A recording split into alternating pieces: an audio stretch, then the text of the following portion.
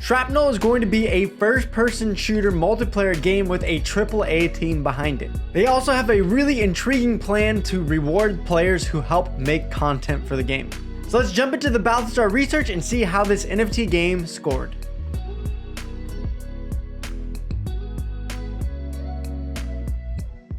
Shrapnel's story is set in a universe where an enormous asteroid named 38 Sigma collided with the moon. The collision caused a barrage of lunar meteorites hitting a 500-kilometer wide band around the Earth. The band, called the Sacrifice Zone, or the Zone, is left uninhabitable and walled off from the rest of the world. Nations and corporations have assembled mercenary extraction forces, also known as MEFs, to venture into the zone, looking for new and exotic material called Compound Sigma. Players of Shrapnel enter as MEF operators, battling it out against other MEFs for control over the zone. There really isn't a ton to the lore yet, but of course the project is still early, and to be honest, for a first-person multiplayer shooter game, most people are going to really care about the gameplay over the storyline anyways, and I think this is enough of a reason for us to fight in this zone, and hopefully down the road maybe they give us a little more tease of the rest of the lore. But again, for an FPS shooter, how many of us really care what the lore of Valorant or CSGO or Fortnite is? Maybe a few of you, I don't know. I'm just going to guess the majority probably don't. So let's jump into the more important part for this genre, the gameplay. The main gameplay loop of Shrapnel is for players to enter the zone as operators for an MEF to find and extract valuable resources. However, as a player, you're not the only one looking for these resources. Players outfit their operators with various gear which fit their desired playstyle before entering the zone. Each gear part is an NFT and is dropped on death in a full loot style system. Additional items players can collect apart from NFTs dropped by other players, such as Compound Sigma, which is highly valued and is primary purpose for the MEFs to enter the zone. Woo, here we go, baby. A full looting system. This is going to make the game very intense. This means that every time you want to enter the zone, you are going to have to decide, do I really stack up with my gear so that I'm stronger, but then I also have bigger risk of losing more valuable things. A lot of highly competitive players will get really excited about something like this. When a player has acquired some loot and gear or Compound Sigma, they need to get to an extraction zone, which is usually highly contested, to get away with it all. Every action matters when the pool of players shrinks in the game session and extractions become riskier. This moment is where makeshift strategies and brittle alliances emerge. Now, I do want to point out, while this concept is very exciting, there is also a risk to it. Most games that have full looting systems have to be really careful about how they balance the game. The team will really need to think through things such as, how do you protect individuals from maybe massive guilds teaming up and just looking to prey on individuals to take all of their stuff, or people who just wait around to grief someone as they're about to die to someone else and then take all their stuff before anyone else can. Or perhaps Shrapnel is going to target an audience of hardcore gamers that really want to be allowed to do anything that they can think of. Whatever type of audience they do decide to go for, they need to really make sure that there is as little as exploits as possible, especially now when you're talking about NFTs that have real world value in the game and out of the game. It should both make for some really interesting battles and also some really interesting rules within the game. Within Shrapnel, players can choose between 3 different classes. These are Assault, Survivalist, and InfoSec.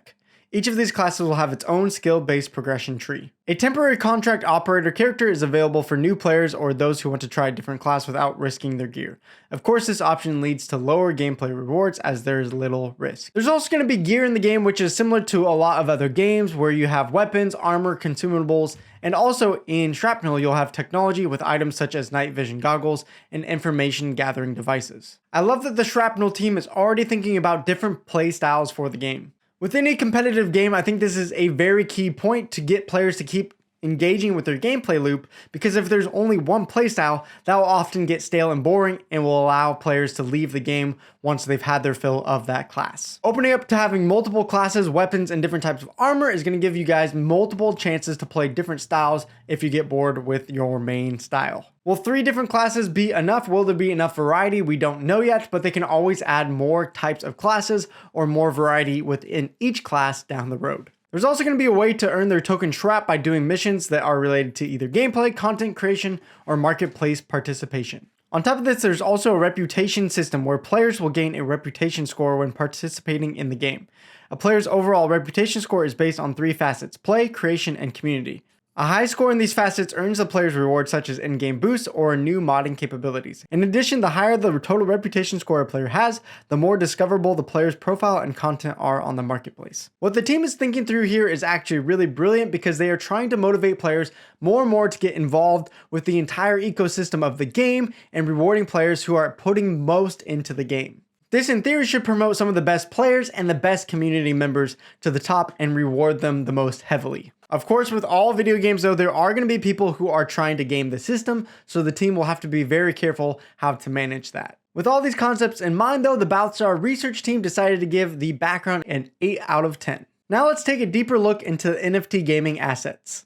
Being a part of the Shrapnel community means you are heavily incentivized to engage and participate in asset creation, finding, curating, and promoting the best player-created vanity items and maps. This is further enabled as anyone can stake on any map or vanity item to earn staking rewards based on NFT performance. They're going to make this happen by providing professional-grade creator tools using the same Unreal Engine technology used to make the game, which allows anybody to start creating their own Shrapnel content rapidly.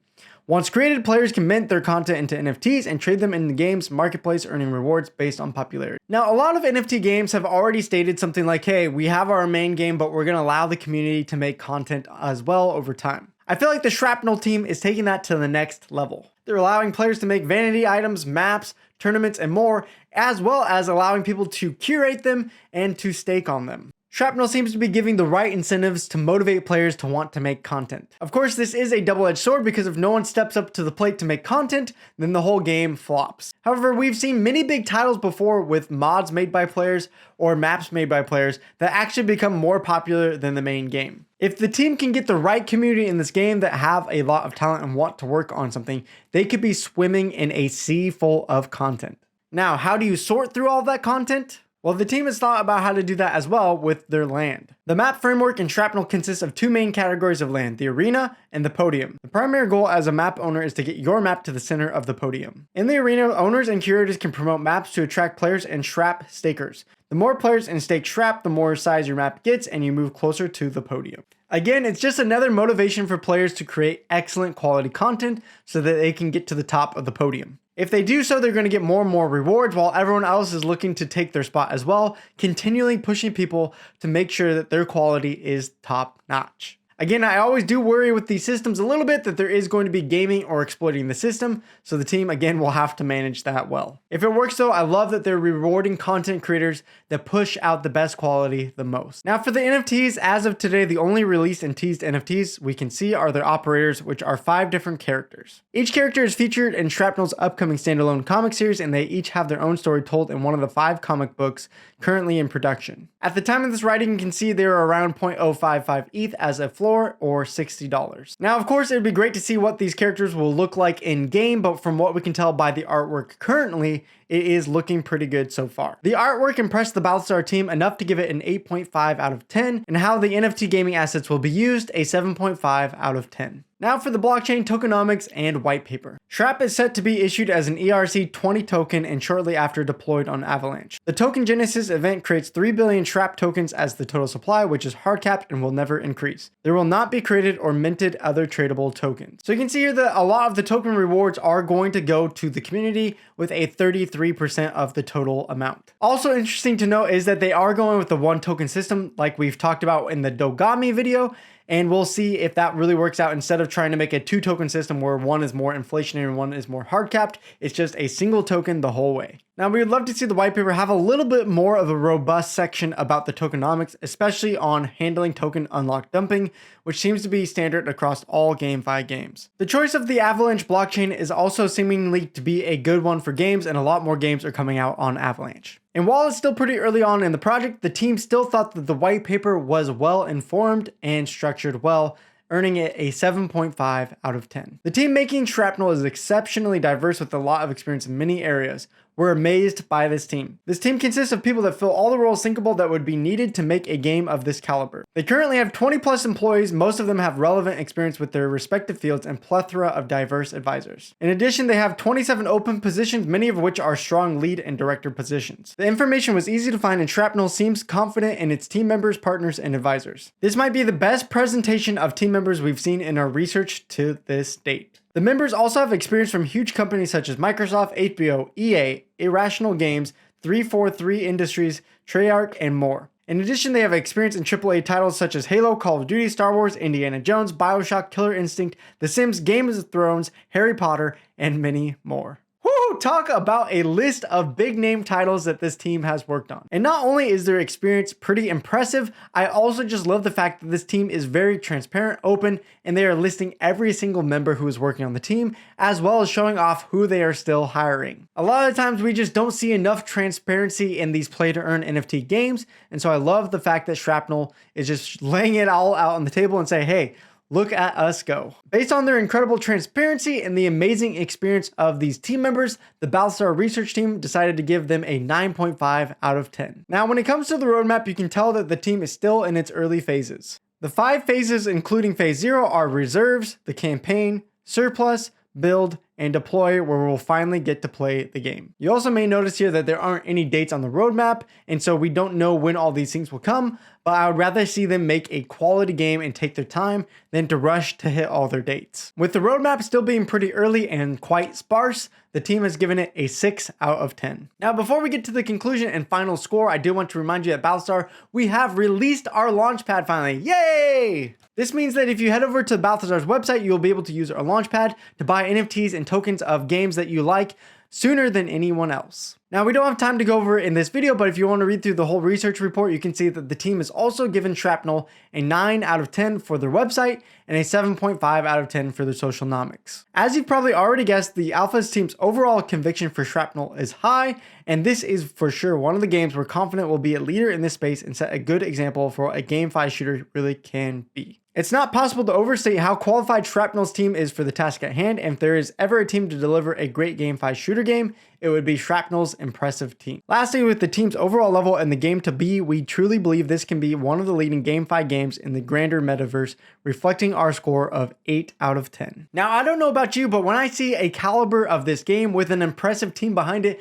I get really excited for the entire GameFi space. An 8 out of 10 is actually a really high score from our Balthazar team, considering that a 5 out of 10 is average. Now, it's still really early on in this project, of course. However, I think it's just great news. It's bullish to see incredible teams coming up with more incredible games for this ecosystem. While, of course, they have borrowed concepts and ideas from other games, I think adding the NFT elements to this and the uniqueness that I see here today, it doesn't just feel like a complete ripoff of a Web2 game. And I think it has the potential to bring in all types of gamers, even those who haven't played a crypto game ever. Now, the only problem I see definitely is, of course, we're going to have to probably wait quite some time before we're actually playing this game. So get excited, but also make sure you have your patience ready there in hand as well, and follow along for Balthazar's journey as we cover Shrapnel with more updates later on. For now, that's it for this review. Leave in the comments below what you think of Shrapnel if you agree with our scoring, and I'll see you guys in one of these other videos. Thank you, Salamat, gracias for watching. Take care.